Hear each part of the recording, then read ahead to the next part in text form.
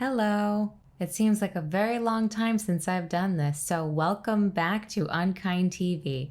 I'm Martha, and tonight I will be discussing The Real Housewives of Orange County, Season 15, Episode 2, Tequila Truth Serum. Since I skipped recapping the premiere, let me just say the two big takeaways were Braunwyn's drinking problem, no surprise there, and the new housewife, Elizabeth. So far, I am warm to her. I remember my first impression of Braunwyn was not good. She always kind of rubbed me the wrong way. Elizabeth, on the other hand, I get a good vibe from. We open this episode with Emily and Kelly. Kelly is moving and she tells Emily, "Guess who's been calling me? Shannon." And Emily says, "Why? Because her two asshole friends are gone?" Tell us how you really feel. By the way, I don't miss them, and I'm actually really happy they are not on this season. So far, it's been pretty good. Kelly isn't sure what to make of Shannon's overtures. She and Emily both think that Shannon is just a big follower, and without Tammy, Sue, and Vicky, there's no Tres Amigas, and so she's a different person. Very true. Leave it to Shannon. Kelly says her olive branch was offering Kelly organic mattresses. What is an organic mattress? Next, we see Elizabeth spending time with her family. She says that it really means a lot to her to get to spend time with her family because she was always something of a black sheep. They grew up in poverty and now she's extremely wealthy. And they're taking their little jabs at her for spending a lot of money. But they do genuinely seem to all love each other, and Elizabeth comes across very sweet. There's an awkward segue where she rips her boyfriend away from her family so that they can film privately. I guess she wants to establish him for the show. Elizabeth's boyfriend is Jimmy. We don't really get to know Jimmy. I think he's one of these house men, I guess because so many of them aren't married. House husbands, house boyfriends, house people. They're not always comfortable on camera, so I think we're not quite seeing who he really is. They have a little bit of banter about how he's Mexican. Elizabeth is half Mexican, and she knows nothing about the Spanish language, about Mexican culture, because her father discouraged her from speaking Spanish. He felt that it would hold her back. It made me realize how lucky I am that in my family, everyone took great pride in speaking Spanish, and they made sure that I spoke the language. Although they didn't really have a choice because I was very nosy. And I noticed when I was very little that when something adult was being discussed, the language switched over to Spanish. And so I started paying attention. That was the real motivation. That and, of course, cultural pride. Now Sean and Braunwyn are out for Valentine's Day dinner, and it is a far cry from their trysts at the Love Shack. It reminded me of a line from All About Eve. The atmosphere is very Macbethish. What has or is about to happen? Braunwyn says she only has 14 days of sobriety. She's very much on edge. And Sean is trying to be supportive. He doesn't order a drink, and she kind of snaps. Nope, don't act differently around me, okay? No, that makes it worse. I think Sean doesn't know what to do, and I don't think he can do anything right in this moment because Braunwyn is in an incredibly heightened state. In early recovery, your head is all over the place. I know this because I am a friend of Bill's. If you know, you know. It's an emotional roller coaster. 1 minute you're feeling on top of the world. You're like, yes, I can do sobriety. This is going to be great. And then you're feeling horrible for being an alcoholic. Then you're not sure if you even are an alcoholic. Then you feel like the whole world is judging you. And then you kind of resent people who do drink, but then you resent them if they don't drink because they're treating you like a circus freak. She's having a hard time, and I empathize. Sean says that he doesn't want Braunwyn to feel pressured, like if she chooses to have a drink, it's the end of the world. And I know he's coming from a good place when he says that. It can be really hard for people who have a slip or who relapse and go on a long run to come back, because the shame after accumulating a lot of days of sobriety and having to go, I have 1 day back. You do feel like game over. And Sean feels, hey, it's okay. Even if that happened, you get back on the horse. And Braunwyn goes, don't give me an out. Don't give me an out. I can see Braunwyn's perspective too. She doesn't want anyone feeding the disease of addiction that rationalizes everything, that tells you it's just one drink. Braunwyn reveals in her talking head that since she got sober, she and Sean haven't been intimate. They're a little bit emotionally distant. That happens a lot. It's very rough on marriages when someone is an alcoholic and when they get sober. Reminds me of that movie, When a Man Loves a Woman, Meg Ryan, Andy Garcia. That's so sad. Days of Wine and Roses. What's your favorite alcoholic mom movie? Sean says to Braunwyn that he feels bad that he kind of enabled her all this time, that he saw that she had a drinking problem and he didn't do anything about it. And she says, why? And she seems genuinely mad. And he says, because I just always wanted you to be happy. If that's what you wanted to be doing, I'd support you in drinking. If you want to get sober, I support you in that. I wonder if there's more to it. They say with codependent relationships, sometimes a partner is afraid that if the person who is alcoholic gets sober, they might not need them anymore. So I don't know how much of it is Sean just wanted to please Braunwyn all the time and not be judgmental and turn a blind eye to the drinking. And perhaps he was afraid of what might be revealed in Braunwyn's sobriety. Once you stop drinking, you see everything that the relationship is lacking and everything that should not be there. It doesn't make Sean a bad husband. I think it's a very human thing to be afraid of change, to have your love tested. And I do think they're really weird, and I don't mean this in a pejorative way, but I absolutely do think Sean is gay, and I think they've had some kind of arrangement. I just do. That was the vibe I got all last season. But regardless of their arrangement and the state of their marriage, I really do think Sean genuinely loves Braunwyn tremendously. Braunwyn says she doesn't really know how to exist without the veneer of being fun and crazy.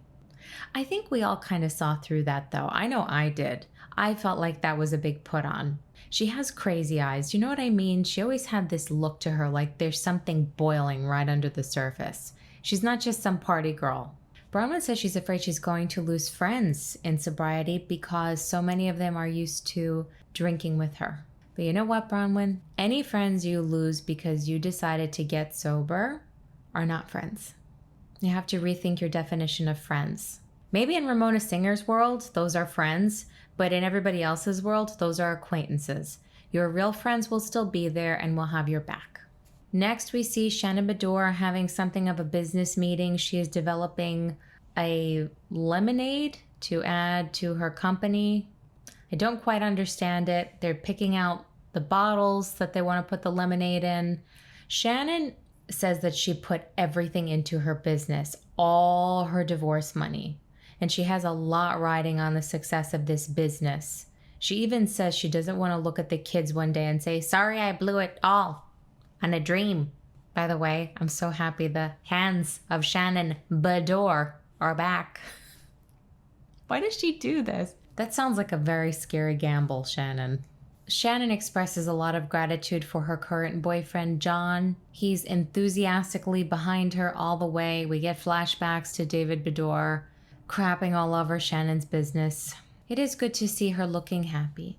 Next, we see Gina and Emily. Their friendship is in a very good place, which makes me happy because I think Emily is a true blue friend. I think she's a very good influence on Gina.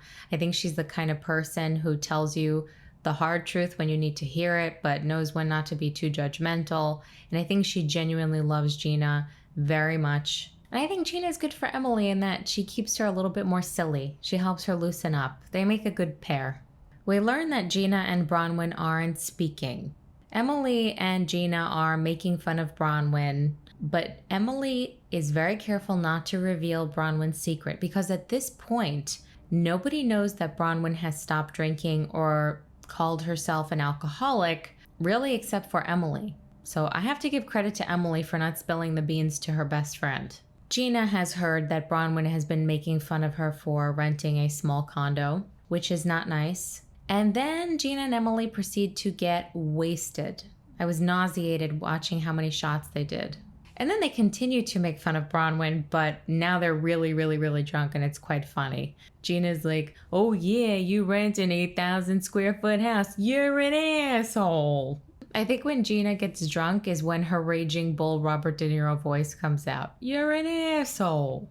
Then they're making fun of Sean too. Gina's like, I think he's a hooker. I don't know who would sleep with him. Braunwyn has been texting with Emily this whole time, and Emily tells Gina that. Gina's like, call her right now. Call Braunwyn. Call Braunwyn. Great idea.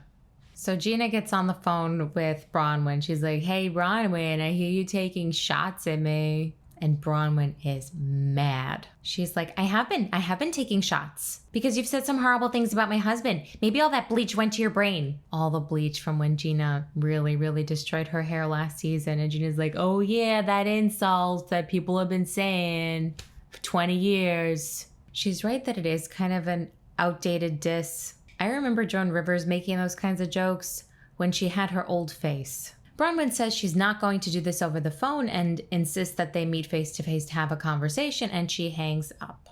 We learn what Braunwyn is referring to with her husband. Gina had gotten very drunk after Vicky's birthday party last season, and Sean made sure that Gina got home safely in an Uber. He then texted with her, I guess following up. We see the text very quickly. They are a little weird. Like, I can see why Gina took them as creepy. He says that Braunwyn is sleeping and that he was able to stop and get her in the love shack with a winky face. The winky face is always right away. You feel skeeved. I personally think he's just overcompensating the way that he and Braunwyn always do, where they talk about their amazing sex life and things like that. But I can absolutely see why it made Gina uncomfortable. I don't know that he was trying to hit on her, but it doesn't matter if someone's trying to hit on you. If they say something inappropriate that makes you uncomfortable, it's still wrong.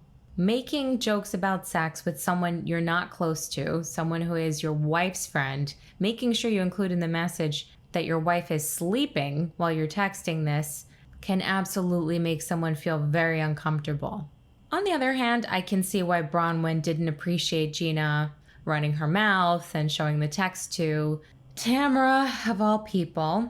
Perhaps Gina should have gone to Braunwyn about it or told Sean directly that she had a problem. But again, it's so awkward to say, oh yeah, your husband was texting me something weird. Like, I get it. But I wouldn't trust Tamara with anything, ever.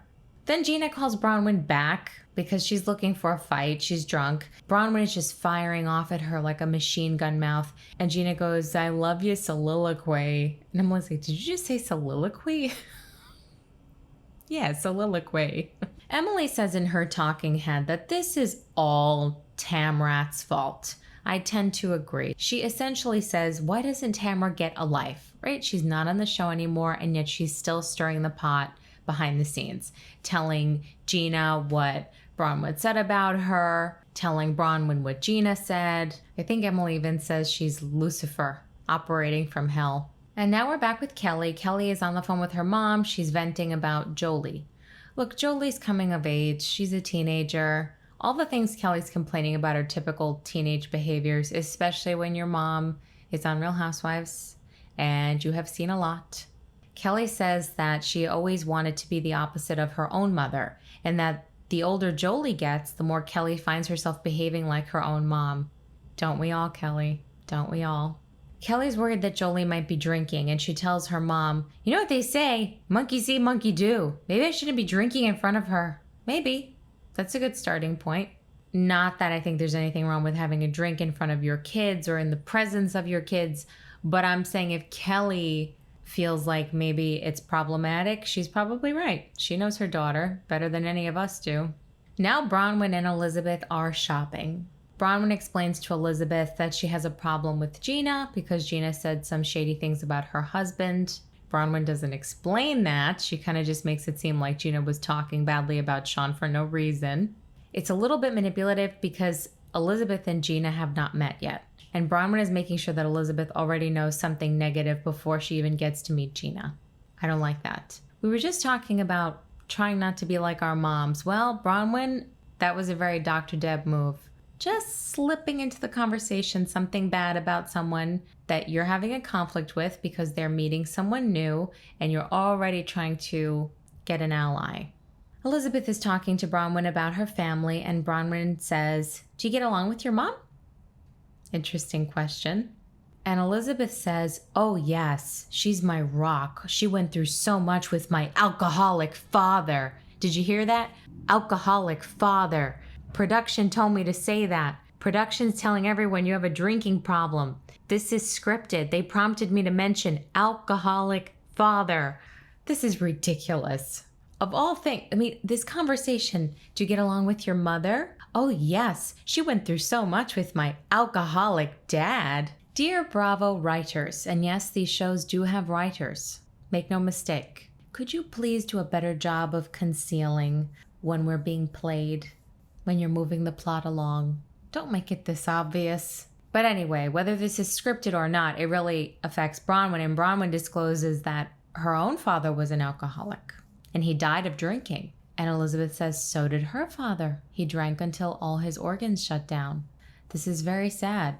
She tells Braunwyn that when her father was dying and on life support, her ex-husband wouldn't go with her to be there when they pulled the plug, that he chose to hang out with rock stars. I think she mentions Guns N' Roses and Steven Tyler. I mean, brain dead father-in-law, Guns N' Roses.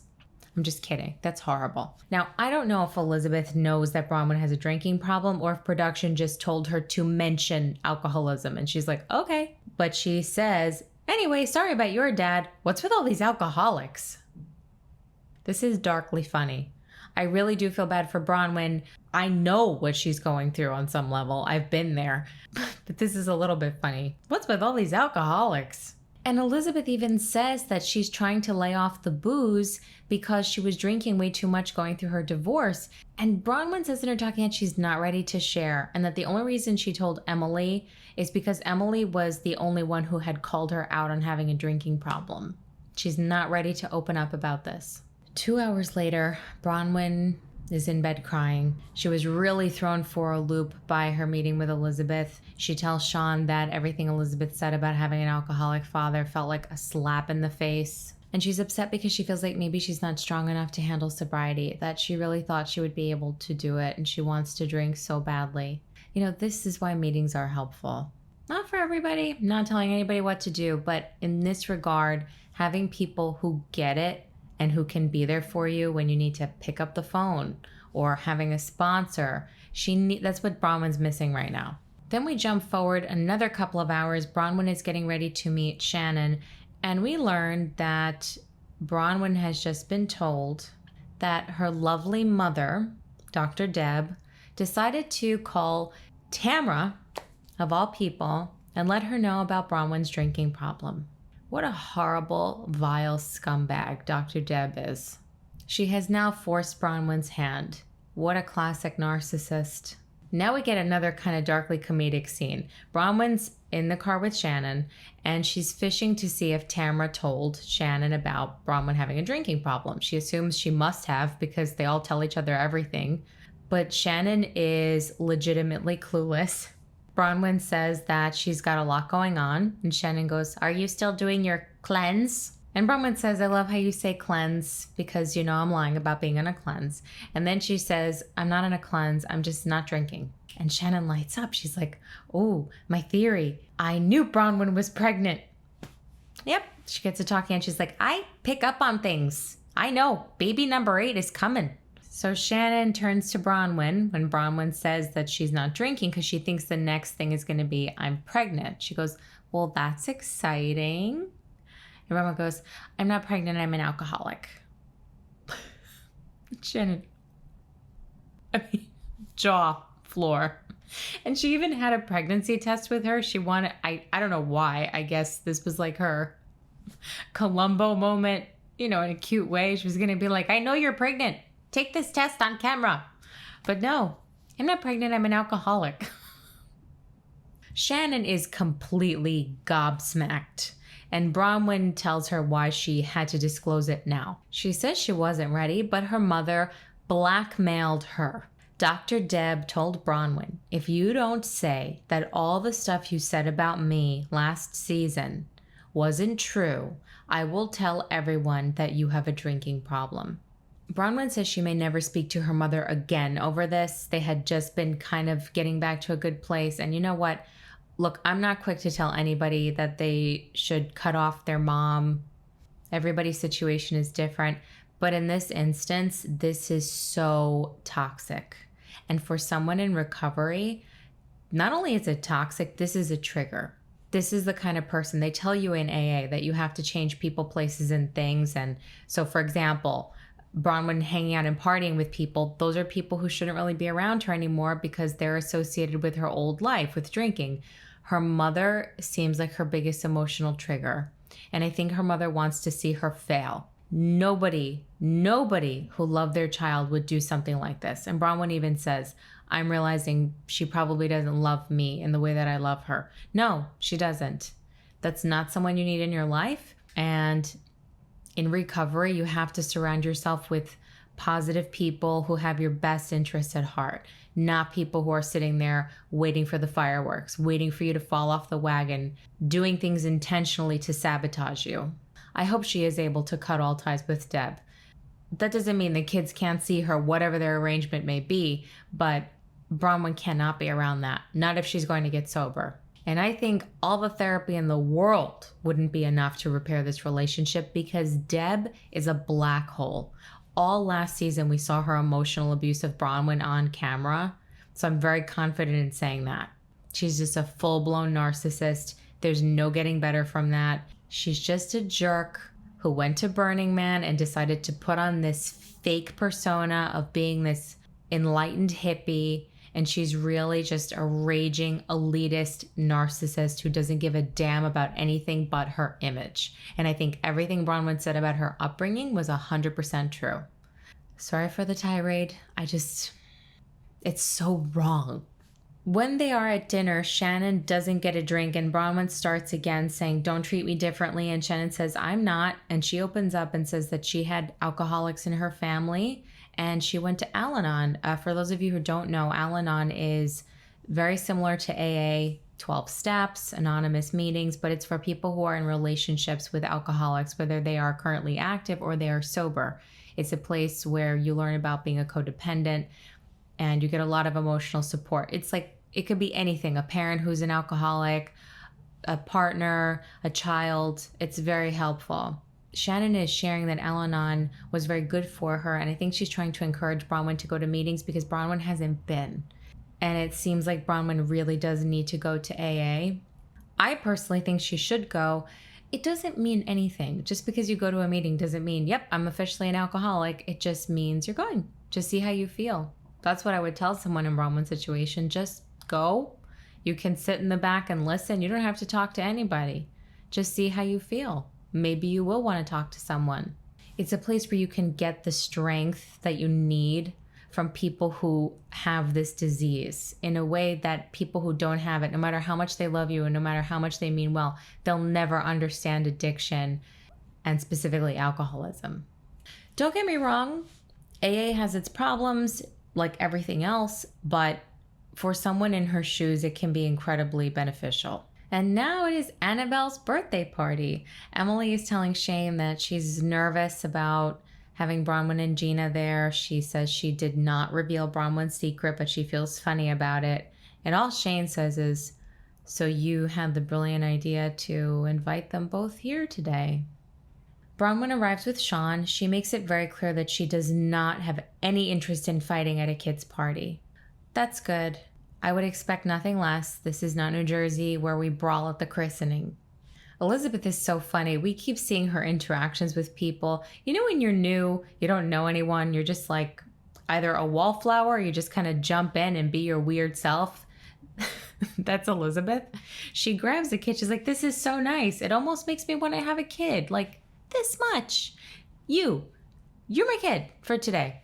Braunwyn and Emily start talking, and Braunwyn admits that yes, she has been making comments about Gina's very small condo, but she says she's not the only one saying that. She says Shannon also said that Gina's condo was sad and depressing. Emily does not like this snobbery going on, and I have to say, I completely am with her. How dare any of them make fun of Gina for having a small place to live? It's the best she can do right now after she was brutally beaten in front of her children.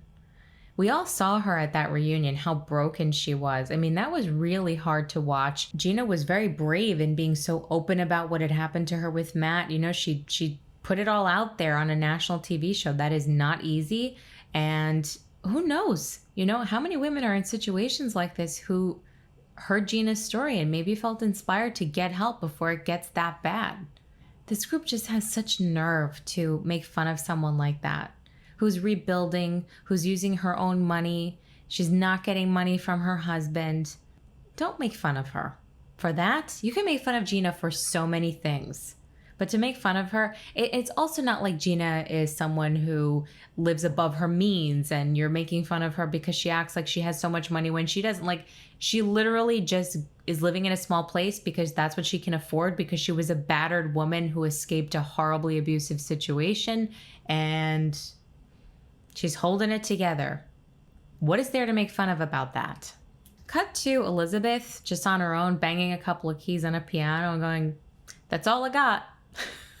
Gina arrives, she meets Elizabeth, they have a nice hug, and then she sees Braunwyn and Sean. They're a little cold. Gina doesn't like that. Gina feels like, why can't you just act normal? She says in her talking head, "We were at a kid's birthday party, man. Like, be normal. Have some fucking birthday cake." Gina runs away to go get her face painted. She's like, "I'll cut a kid."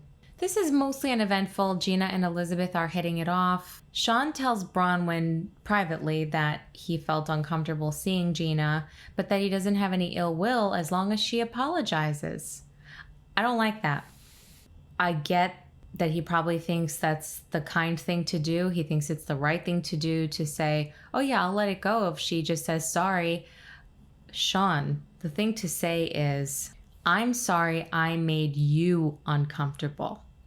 And I'm sorry that you didn't feel safe to come to me and let me know how you felt. I'm sorry that I put you in a position where you didn't feel safe telling my wife how you felt. I wish you had handled it differently, but I realize I am the one who created this very awkward, uncomfortable, inappropriate situation with my text, regardless of my intention, and I apologize for that, and I understand if you don't want to discuss this. If you are open to it and you feel comfortable, I'd like to move forward." That's what you say. Not say sorry to me for sending you weird, creepy, winky face texts about how I banged my wife on our way home and she's sleeping next to me right now. Emily tells Gina that Shannon has been talking badly about her condo. It's not just Braunwyn. She tells Gina that Shannon called her condo sad and depressing, and Gina's like, "I think they're sad and depressing." They are. You know what, Gina? They are. There is nothing sad and depressing about rebuilding your life after going through such a traumatic experience. Braunwyn and Shannon are two very tragic figures. So Gina says she's actually hurt, though, by Shannon's behavior because she considered Shannon a friend. She never really liked Braunwyn. They always had problems, but she didn't expect this from Shannon. I don't know why, because I think we all know by now Shannon is very flaky. And Shannon, when it comes to friendships, is queen. If you're not with the one you love, love the one you're with. That's it. Whoever she's hanging out with, that's her best friend. No loyalty. I mean, she was supportive to Braunwyn about revealing that she's an alcoholic and needing help, but I don't think Shannon Beador is trustworthy. And there's a reason Braunwyn didn't trust this group and didn't want to tell any of them and didn't want to tell Shannon. She was forced to tell Shannon. One more dose of comic relief from Elizabeth. She gets caught making inappropriate comments at the kids' party. People are leaving and someone says to Elizabeth that there's a little cake left, implying she should take the cake to the face. And she goes, "I'm not taking a cake to the face. I'll take something else to the face." And all you see is, and she's like, I'm sorry. No, it's not what I meant. I meant champagne. She's me. That's how I am. I always take things too far, especially when I'm uncomfortable. I'll be making self-deprecating jokes about where we are, jokes about politics, and I always take it just a little too far with my body humor. I feel you, Elizabeth. Braunwyn comes up with a really bad lie to leave the party. I don't know why she couldn't just say, "Okay, we're going." She feels the need to go, "I forgot my kids had a sleepover. We're leaving." And you see Gina's face. We end with Gina and Braunwyn acknowledging the elephant in the room as Braunwyn is leaving.